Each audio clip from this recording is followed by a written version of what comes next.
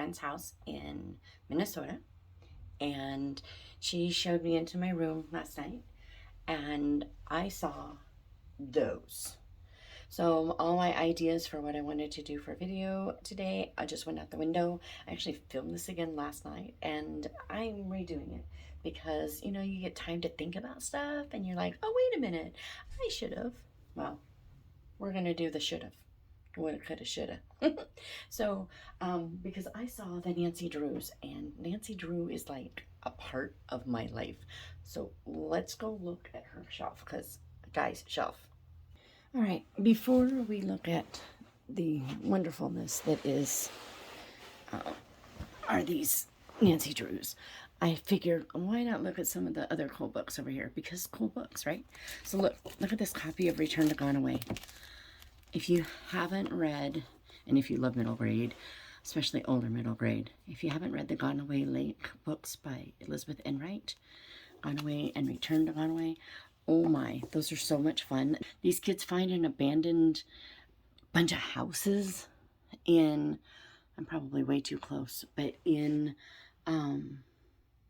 by this lake, and they just kind of make it their own, and it's just so much fun. But anything by Elizabeth Enright, I love, because Enright. Then she also has an A.A. Milne. I don't know what that is because Milne isn't really my favorite. I know, don't hate me, don't hate me. Secret Garden, where you tend a rose, a thistle cannot grow. And then A Child's Garden of Verses. Isn't this a beautiful copy? Look at this copy. I mean, it's stunning. I just, whoa, wait a minute. This is Tasha Tudor. Tasha Tudor. I have never seen one this small. Mine is giant. So now I have to go find one of these because Tasha, oh man. Okay, I'm fine. Then she's got these Happy Golden Years, and down here, on this shelf down here, there's a few others, you know. We know her name, or Ingalls Wilder. I could have looked at the cover, guys. Yes, I've lost my mind. But then here's a Grace Livingston Hill, The Singing of Birds. Is that what it is? No. This is Time of the Singing of Birds. I know nothing about it. I'm going to ask Kathy, though, because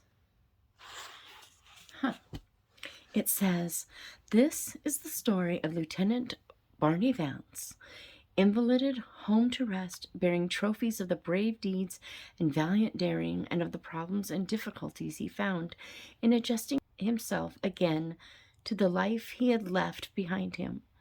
For a gulf widens between the soldier at the front and the civilians who can know only indirectly of his experiences and the profound changes wrought in a man by combat. So I'm going to have to ask her about that one. All right. But let's talk Nancy Drew, because Nancy Drew. So I wonder, I hope this works. We'll see. My mom used Nancy Drew to teach me how to read. I know she probably also used like the little golden books, because I know we had tons of those. And I love the little golden books. I gotta remember to ask you guys about another book. Don't let me forget. But I distinctly remember sitting on the couch, and Mom doesn't remember this, but I do. I can see the couch at the house in Fillmore, which we moved from when I was 5. So I know she used those when I was 5, because it was before we got the couch. And the couch followed me through all the moves of my childhood, and it was the ugliest couch, but it was really sturdy. Great couch. But anyway, so it was before that couch. So I know I'm right about this. But she would sit there and we would read. I'm pretty sure she started with Secret of the Old Clock. And she would read, or she would have me read, and I'd read along, and I'd come to a word I had to like stumble through, and it would break the flow of the story a little too much. And so she would just give me the word, or if I got tired, because it's still work when you're little, learning how to read. I'd get tired, and then she'd just pick up the story and she'd keep reading. And I think it wasn't like it's how she taught me to the mechanics of phonetics and all that. I don't think that's what she did. It's how she taught me how to read a story, that you just read it to keep the information coming in the story going in the, and so I think that's what that was the purpose. So she used that, and it definitely set off a lifelong love of mysteries. Mysteries is like my number 2 genre. Barely. It's almost 1. And if you consider how many Christian mysteries I read, then it probably is number 1. Nancy Drew I read them all multiple times. Multiple times. But I had pretty much all of them. Just giant row of them when I was a kid. And I would reread them. The Secret of the Old Clock, that first one that you read, and they get mentioned often, since her first one, Secret. It's like an little product placement in the books. Well, since her first thing, The Secret of the Old Clock, we would have it. But these were, and I owned the yellow editions. These were the ones that I owned, except for about a dozen or so that looked more like these, that had my aunt's name in them, which I thought was interesting. But I also got them from the library. And anyone who was in the library in the 80s would remember the pink hardbound ones that they had that had this. It's from the Mystery of the Twisted Candles, or the Twisted Secrets of the Twisted Candles or something. But this one here, Secret of Lilac End, that was my favorite. I loved that one so much. And, oh look, there's Wooden Lady, Secret of the Wooden Lady, or Mystery of the Wooden Lady, number 28. I know that. But you had Nancy and Bess and George. This would be George. And just all the little capers. But usually it was Nancy, but sometimes her friends would join her. But one of the interesting things about Nancy Drew is she is also why I learned how to sew.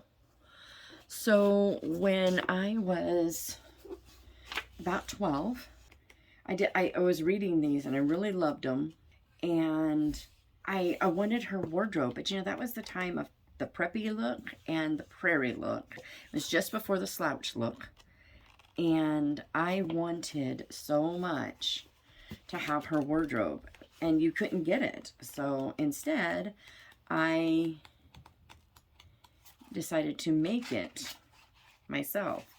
And so, like this dress here, I made that dress when I was 13 and loved it. Absolutely loved it. I made it out of a stripe with a white collar, and it was a multicolored pastel stripe. And this one, I thought the Hidden Staircase was really fun. There was one scene in there where they were like dressed up in these old costumes, like doing the minuet, and something happened. I think when that fell, or there was an intruder. That's what it was. There was an intruder.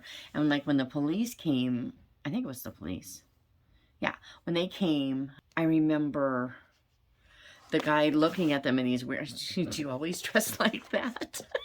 I distinctly remember that. But then there were also, notice that I'm moving her books around. There were also, there was one, a Clue of the Tapping Heels or something like that.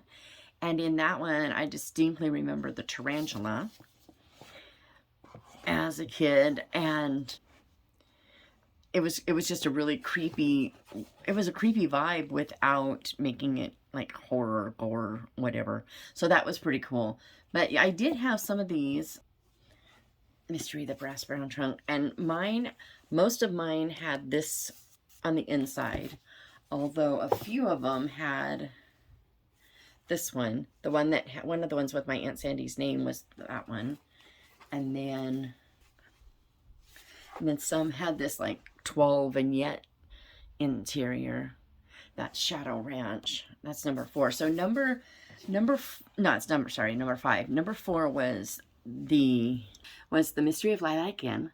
It was my favorite. There was like this ghost at this inn, and they're trying to make a go of their inn, and nobody wanting to stay because the ghost. And so Nancy, who is in these books, she's really rather well off, and her dad's like an attorney, and she's always tootling around doing her thing. But in that one, they're staying at this inn trying to help this friend and figure out who this ghost is and what's going on with that. And then there was The Secret of Shadow Ranch, which I mentioned. That one takes place in Arizona, and there's a ghost horse. What was with her and the ghosts? I mean, it's just like, maybe it was just that's what people were doing to commit crimes then, pretending to be ghosts. I don't know. And then number 6 was The Mystery at Redgate Farm, I think it was. But that one I remember that one distinctly because they weren't shopping, and Bess bought some perfume and opened it on the train, and someone jostled her and it got all over Nancy.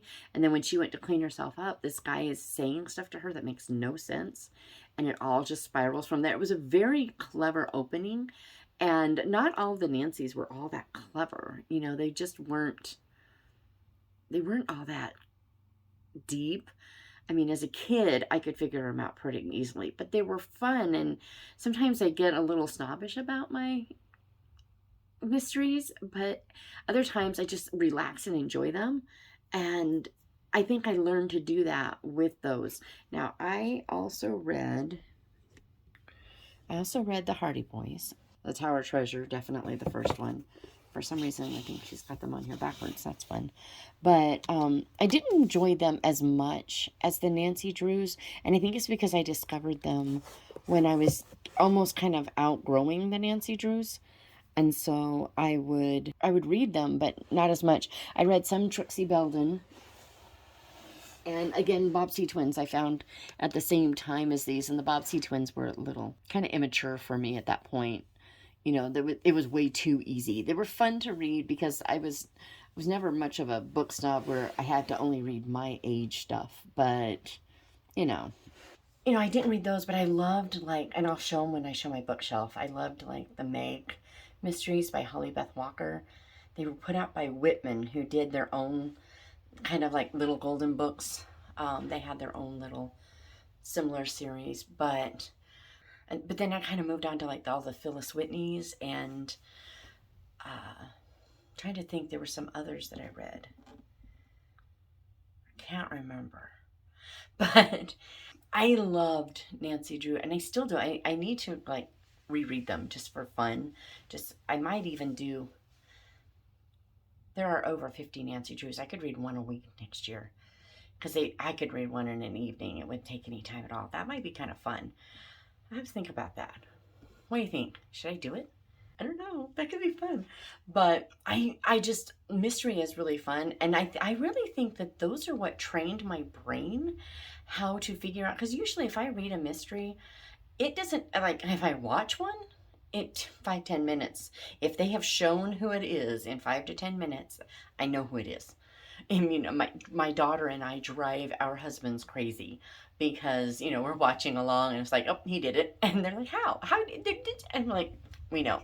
Because there is a trope, and they follow a formula, even if they're not formulaic. There's a difference. And so it's pretty easy usually for us to figure them out. I'd say Agatha Christie is one of the ones that I have a harder time figuring out. But I have learned to think like Agatha. And so the more I read of hers, the more I figure it out. But that's one of the reasons I'm just going to throw this in for a freebie. That's one of the reasons I like to listen to them on audiobook, because I pay attention as I'm listening. But that doesn't mean that somebody doesn't distract me. The dogs bark and I turn. Well, at that moment, if I'm paying attention to the dog and they're making noise, I could miss a clue, which helps me not figure it out as fast. And so I think that there's the part of it, but for the most part, they're also what trained epistolary novels were what trained me how to be able to listen to books.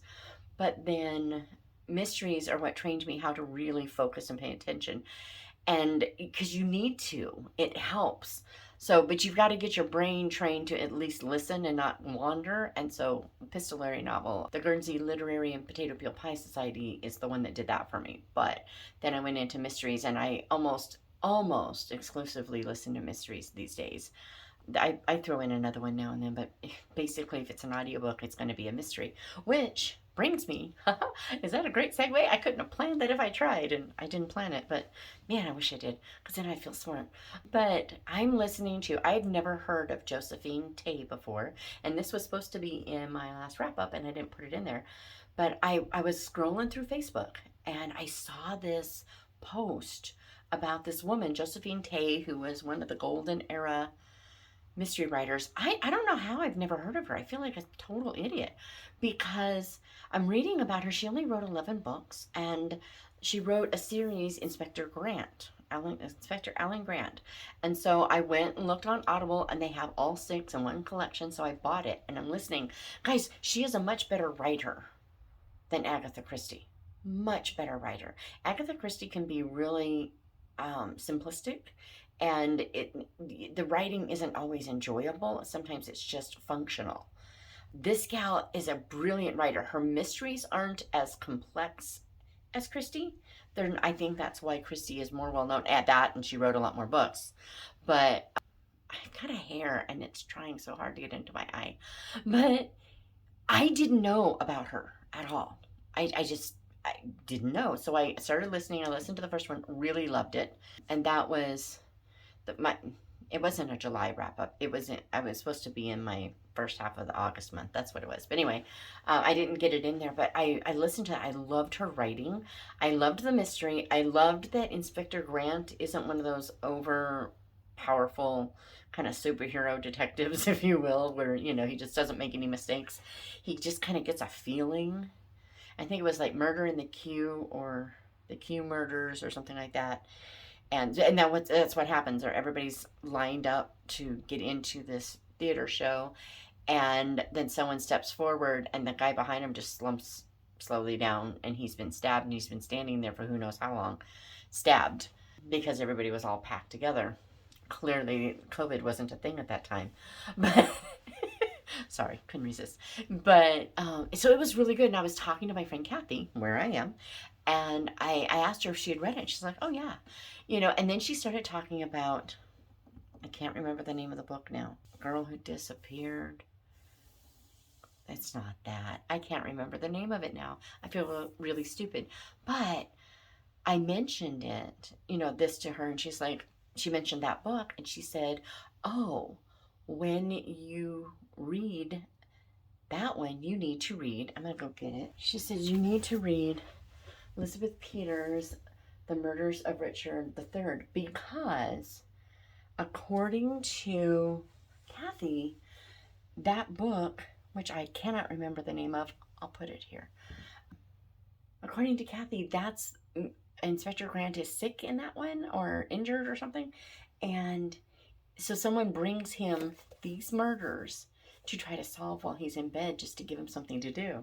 So she's like, if you read this one at the same time, they go really well together. So she's sending this one with me to read. I'll have to send it back, but then I'll have to get my own, because yes. And so anyway, I'm excited. But this is why I love mystery. I love the way it makes your brain work. And I call it my Alzheimer's prevention book. I have no idea if it helps, but I'm calling it that anyway. And then while I was at the airport, it's the first time, and it'll be in another video, but it's the first time I've ever bought a fiction book in an airport. But everybody has loved The Last Bookshop in London, which I have not read, but I saw this there, and it was beautiful, and so I decided to get it. I hope it's as good as it started off being. So they're like teenagers, like 16, 17, and they're in Warsaw, and the Germans are coming. It's 1939. The Germans are coming, and Hitler has this banned list of books, and their little book club is going through reading them all. The one that it opens with is The Story of My Life with Helen Keller, which, she deaf and mute, so therefore, deaf, blind, and mute. So therefore, she is worthless in Hitler's view. The way that that regime that's just vile. It infuriates me. And so these gals are protesting, they're pushing back, and it sounds like she's going to try to save the banned books when Germany takes over. Right now, I'm not very far in. I just read, I don't know how many pages is that. I should look. I can't read it without my glasses because blind people, blind. I can read, across this row, but not in front of me. 38. So see, I'm only on page 38. I read that much on the plane before I got sleepy and went to sleep. But yeah, it's starting off pretty good, and I'm excited about it. So that's what I got today, because my reading vlog that I was going to do in the airport, I was just too tired. Just couldn't do it. So like, all right, I've got little things, and we're just going to take it all the way through the whole writing retreat. We're going to go with that. So what are you reading? And did you read Nancy Drew? And if you did, what was your favorite?